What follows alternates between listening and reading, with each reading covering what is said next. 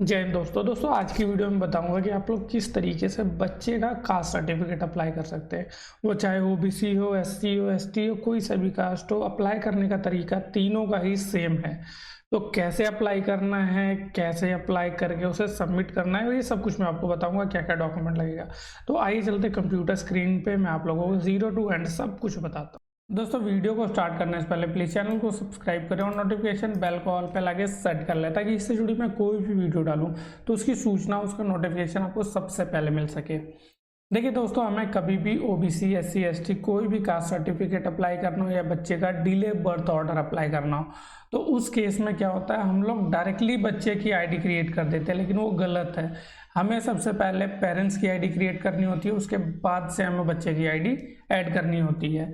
और ये एक लिमिटेशन है, यानी 1 से 18 के बीच में अगर बच्चा है तब उसकी फादर की आईडी के अंदर ऐड करेंगे, डायरेक्ट कभी रजिस्ट्रेशन नहीं करेंगे।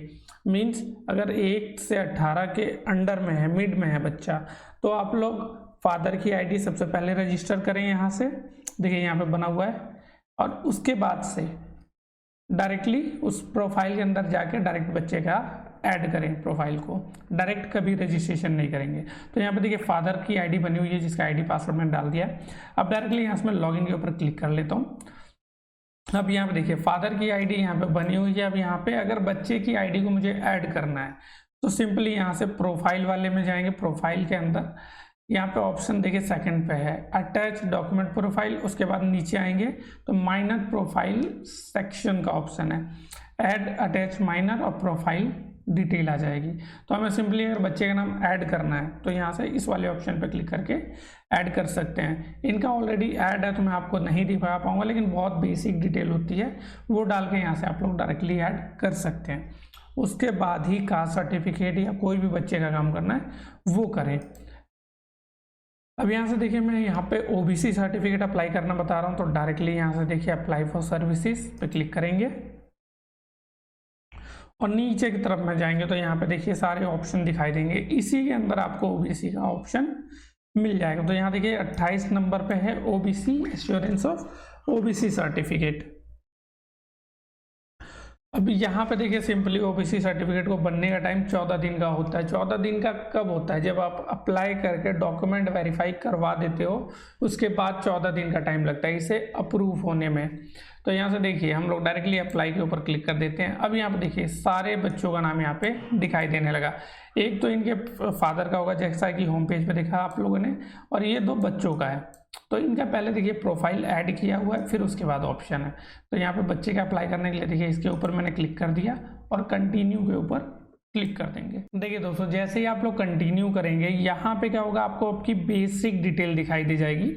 बेसिक डिटेल में अगर कुछ भी गलत है यहाँ से एडिट कर सकते हो, ऑप्शन है आप लोगों के पास, लेकिन बेसिक डिटेल में भी आप लोग सब कुछ एडिट नहीं कर सकते।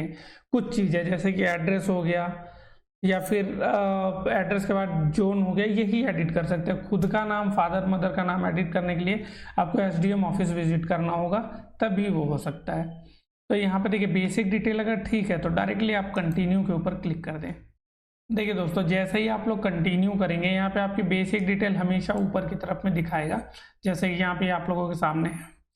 अब ये बेसिक डिटेल हमेशा ठीक होगा, आपको हमेशा चेक करने की ज़रूरत नहीं है। लेकिन नीचे की तरफ में जाएंगे तो मेन इंपॉर्टेंट हमें यहाँ से ये सारे डॉक्यूमेंट जो फिल करने ये रखता है। तो इसके अंदर जो डिटेल डालनी है वो बिल्कुल सही होनी चाहिए। अगर ये सही है तो आपका कभी रिजेक्शन नहीं होगा। तो यहाँ पर देखिए अप्लाई फॉर विच स्टेट का ऑप्शन है। तो मैं इन बच्चे का जो अप्लाई कर रहा हूँ, इनके फादर का जो बना है वो दिल्ली का ही बना हुआ है, तो मैं यहाँ पे दिल्ली डालूंगा। अगर तो आप लोग जैसे फादर का किसी और डिस्ट्रिक्ट या फिर और किसी स्टेट का बना हुआ है तो सिंपली उस स्टेट का नाम डालेंगे, ना ही कि दिल्ली। तो जिस स्टेट से आपका बैक साइड, यानी कि जैसे पेरेंट्स का बना हुआ है, ब्रदर का बना है, जिस स्टेट का बना रहेगा उसी स्टेट से आपको यहाँ से अप्लाई करना होगा। तो इनका देखिए दिल्ली का बना है तो मैंने दिल्ली डाल दिया। और ये सेंट्रल का डायरेक्ट नहीं बनेगा, आप लोग हमेशा ध्यान रखें, पहले स्टेट का बनता है फिर जाके सेंट्रल का बनता है। तो पहले स्टेट का रहेगा, उसके बाद इनका कास्ट डालते हैं। तो कास्ट के लिए मेरे पास इनका एक्चुअली सारे डॉक्यूमेंट फ़ोन पे है, तो मैं इनका कास्ट डाल लेता हूँ। और whether migrated after Delhi 1993, no, क्योंकि इनका दिल्ली का ही बना हुआ है तो इन्हें नो कर दिया मैंने। और उसके बाद पैटर्नल साइड से किसी का बना है या नहीं तो यस, इनके फादर का बना हुआ तो यस कर देंगे। तो यानी कि ये दोनों चीज़ें हमें बहुत ही अच्छे से चेक करनी है कि देखिए तो इनके फादर का जो सर्टिफिकेट बना हुआ है उसकी डिटेल हमें यहाँ पे कंप्लीट डालनी है। तो मैं एक बार इतनी डिटेल को भरता हूँ फिर आप लोगों के साथ कंटिन्यू करता हूँ। देखिए दोस्तों यहाँ पे मैंने अपनी पूरी डिटेल को भर दिया हुआ है, उसके बाद मैं आप लोगों को बता रहा हूँ।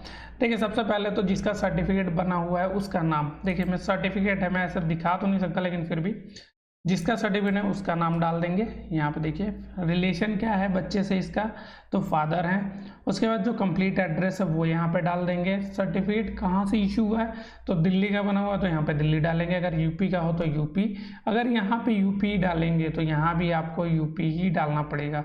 देखिए यहाँ पे अप्लाई फ्रॉम विच स्टेट में, अब इनका दिल्ली बना तो दिल्ली और दिल्ली दोनों में ही दिल्ली है। अब यहाँ पे देखिए ओबीसी सर्टिफिकेट इशूइंग अथॉरिटी, तो revenue department civil lines district से हुआ है तो ये यहाँ पे आ गया। उसके बाद यहाँ पे executive magistrate civil lines, issue किसने किया उसका डेजिग्नेशन क्या है तो एग्जीक्यूटिव मजिस्ट्रेट, ईएम डाल सकते हैं लेकिन अब हम पूरा डाल रहे हैं क्योंकि अप्लाई कर रहे हैं तो हमें यहाँ पे पूरा ही डालना पड़ेगा। तो देखिए यहाँ मैंने पूरा डाल दिया। बाकी का जितना है सब नो करते हुए चले, नेक्स्ट नो, क्योंकि इसमें कोई भी यस नहीं होगा, सब गवर्नमेंट जॉब या किसी पार्लियामेंट जॉब वाले के लिए है, हम लोगों के लिए कुछ भी नहीं है। तो देखिए यहाँ पे सारे में मैंने नो कर दिया आप लोगों के सामने नीचे का। तो आप लोग इसे चेक कर सकते हैं, अगर आपका एप्लीकेबल होगा तो अप्लाई में डाल सकते हैं, नहीं तो उसे नो कर दें। मैंने आज तक तो कभी किसी का देखा नहीं यस करते हुए, लेकिन मोस्ट ऑफ सब नो होते हैं। तो यहाँ पर देखिए बेसिक डिटेल हमने भर दी हुई है जैसा कि मैंने आप लोगों को बताया। उसके बाद यहाँ पे सर्टिफिकेट में जिस तरीके से लिखा है, यानी जैसे देखिए इनके फादर का जो बना हुआ है उसी के हिसाब से मैं यहाँ पे डाल दिया, कुछ अलग से नहीं डालना आपको। इतना डिटेल भरने के बाद डायरेक्टली नेक्स्ट के ऊपर चले जाएंगे और डॉक्यूमेंट अपलोड का सेक्शन आ जाएगा। देखिए यहाँ पे डॉक्यूमेंट का ऑप्शन आ गया, तो हमें ये सारी डॉक्यूमेंट्स को अपलोड करने हैं और इनका साइज पहले 100 KB था, अब 200 KB तक का कर दिया गया है। तो ये सारे डॉक्यूमेंट आप लोग अपलोड कर सकते हैं। देखिए सबसे पहले मैं यहाँ पे आधार कार्ड को अपलोड करूँगा क्योंकि आइडेंटिटी प्रूफ पूछ रहा है, तो यहाँ से मैं क्लिक, देखिए जैसे नेक्स्ट पे करेंगे तो ये बेसिक डिटेल पूछेगा। अब यहाँ पे हम लोग सबसे पहले बच्चे का आधार कार्ड डालेंगे। अब यहाँ से पूछ रहा है कौन सा आधार कार्ड है, क्योंकि ऑलरेडी यहाँ पे लिंक है, बच्चे का प्रोफाइल लिंक हो रखा है, तो पूछ रहा है यहाँ पे कौन सा आधार कार्ड है। तो यहाँ से बच्चे का आधार कार्ड मैं देख रहा हूँ और ये वाला है, तो ऑलरेडी अपलोड है तो हमें कुछ करने की ज़रूरत नहीं है। तो यहाँ पूछ रहा है दिस डॉक्यूमेंट ऑलरेडी अपलोडेड 29/8/2024 को, अगर देखना चाहे तो देख सकते हैं, नहीं तो कोई दिक्कत नहीं है। मैं यहाँ पे लिख रहा हूँ कंटिन्यू विद एग्जिटिंग डॉक्यूमेंट, जो अपलोड है इसमें उसी के साथ कंटिन्यू कर दे। देखिए अपलोड सक्सेसफुली हो गया, ओके कर देंगे, नीचे जाएंगे। अब यहाँ पे सेकंड डॉक्यूमेंट रिलेशनशिप प्रूफ, तो यहाँ पे मैं क्या डालूंगा जन्म पत्री बच्चे की, ताकि उसमें बच्चे का भी नाम हो, फादर का नाम हो, एड्रेस हो, तीनों चीज़ बिल्कुल सेपरेट हो। तो रिलेशनशिप में मैं डालूंगा जन्म पत्री को बच्चे का, और ऑल फील्ड डिटेल टक, बर्थ सर्टिफिकेट, एग्जिटिंग पूछ रहा है, देख लेते हैं यही है तो इस पर क्लिक, एग्जिटिंग डॉक्यूमेंट, ओके। लेकिन मैं फिर भी एक बार बच्चे का सर्टिफिकेट देखना चाहता हूँ कि सही अपलोड है या नहीं, तो बिल्कुल सही अपलोड है, कोई दिक्कत नहीं है। अब यहाँ पे रेजिडेंस प्रूफ में डालेंगे, तो रेजिडेंस प्रूफ में भी मैं चाहूँ तो बच्चे का डाल सकता हूँ, बर्थ सर्टिफिकेट और आधार कार्ड दोनों चीज़ें डाल सकता हूँ, कोई दिक्कत नहीं है। तो यहाँ पे मैं बच्चे का आधार कार्ड को ही डाल देता हूँ। कोई बहुत चीज़ नहीं, जिसका पहले कुछ अप्लाई हो रखा होगा तो उसमें हमें बहुत सारे डॉक्यूमेंट अपलोड करने की ज़रूरत नहीं पड़ती, यहीं से कंटिन्यू हो जाते हैं। अब यहाँ पे देखिए कास्ट प्रूफ पूछ रहा है, तो जो फादर का कास्ट सर्टिफिकेट है वो हमें यहाँ पे डालना है। देखिए यहाँ जो ऑप्शन खुल गया है, यहाँ पे देखिए पैटर्नल साइड का कास्ट सर्टिफिकेट डालेंगे, ओके करेंगे। कहाँ से बना हुआ है तो वो डालेंगे, इनका रिवेन्यू डिपार्टमेंट दिल्ली से बना हुआ है तो यहाँ पे डालेंगे। अब यहाँ से मैं सर्टिफिकेट का number directly copy and paste कर दिया, डन। ये ऑटोमेटिकली वेरीफाई लेगा, नहीं लिया कोई दिक्कत वाली बात नहीं है। हम यहाँ से सिंपली इनके सर्टिफिकेट को यहाँ से अपलोड कर देंगे, डन एंड अपलोड। अब यहाँ पे देखिए हमें सेल्फ डिक्लेरेशन को अपलोड करना है, तो सेल्फ डिक्लेरेशन अपलोड करने से पहले मैं यहाँ पे आप लोगों को बताऊंगा कि फादर की आईडी को पहले अपलोड कर दें। यानी कि इसमें फादर का आधार कार्ड लगाना मैंडेटरी है, वो आपको लगाना ही लगाना है। तो यहाँ पे हम फादर के आधार कार्ड को अपलोड कर लेते हैं सबसे पहले, क्योंकि अगर वो छूट गया तो भी आपका फॉर्म रिजेक्ट हो जाएगा। तो देखिए सेल्फ डिक्लेरेशन अपलोड करने से पहले ही यहाँ पे फादर का आधार, तो डॉक्यूमेंट डिटेल में हम UIDAI या फिर फादर आधार कार्ड लिख देंगे। ठीक है, क्या डॉक्यूमेंट है, कौन डिपार्टमेंट कौन सा है, अदर करेंगे, अदर डिपार्टमेंट कौन सा, UIDAI है, यानी कि आधार कार्ड है। अब आधार कार्ड का नंबर डाल देंगे,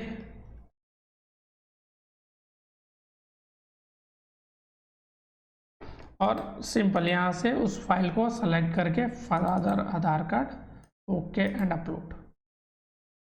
देखिए ये अपलोड हो गया फादर का आईडी।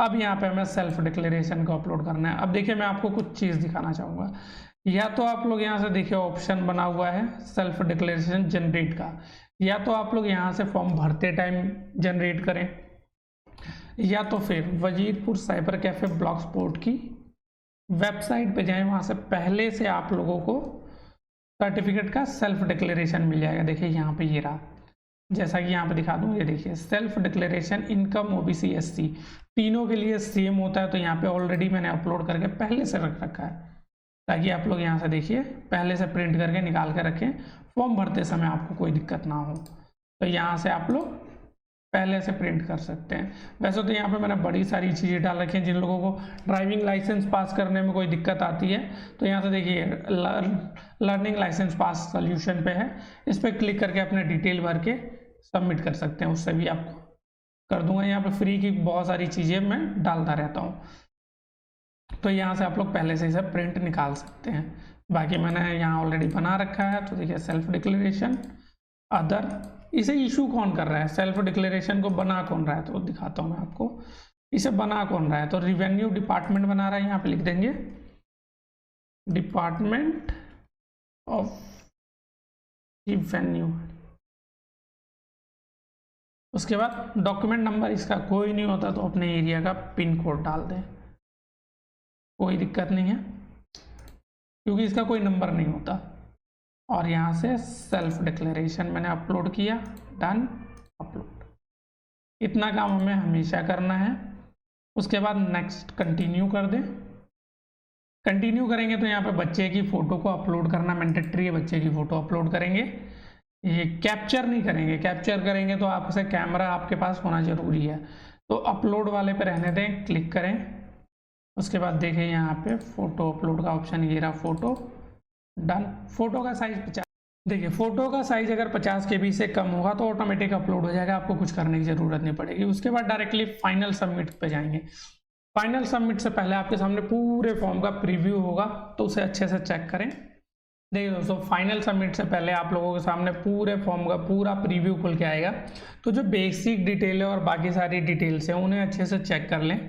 चेक करने के बाद से डायरेक्टली नीचे की तरफ में जाएंगे तो यहाँ पे आप लोगों को ऑप्शन दिखाई दे जाएगा फाइनल सबमिशन। तो एक बार फाइनल सबमिट पे क्लिक करते हैं और ओके करते हैं। अब इसके बाद क्या आएगा, कहेगा कि आपके पास OTP सेंड होगा, मोबाइल नंबर और ईमेल आईडी। अगर दोनों अपडेट होगा तो दोनों पे जाएगा, एक अपडेट होगा तो एक पे OTP जाएगा। तो वो OTP हमें यहाँ पे डालना होगा। जैसे ही आप लोगों का सर्टिफिकेट सबमिट होगा, आप लोगों के सामने भी कुछ इस तरीके का एक स्लिप यानी कि एक्नॉलेजमेंट रिसिप्ट आ जाएगा। इस रिसिप्ट को यहाँ से प्रिंट करके रखें, 2 प्रिंट निकालें, एक अपने पास एज अ प्रूफ रखें और एक आपको सारे डॉक्यूमेंट जितने हमने अपलोड किए हैं ये सारे डॉक्यूमेंट को प्रिंट आउट लेके और SDM ऑफिस में ले जाके सबमिट करवाना होता है। तो इसका प्रिंट 2 निकालें। जैसा कि आप लोगों ने देखा दोस्तों, मैंने स्टेप बाय स्टेप एक एक चीज़ को बताया। देखिए बहुत सारे लोग गलतियां करते हैं कि वो क्या करते हैं, बच्चे का डायरेक्ट रजिस्ट्रेशन कर देते हैं। तो आप लोग ऐसा बिल्कुल ना करें, डायरेक्ट रजिस्ट्रेशन ना करें।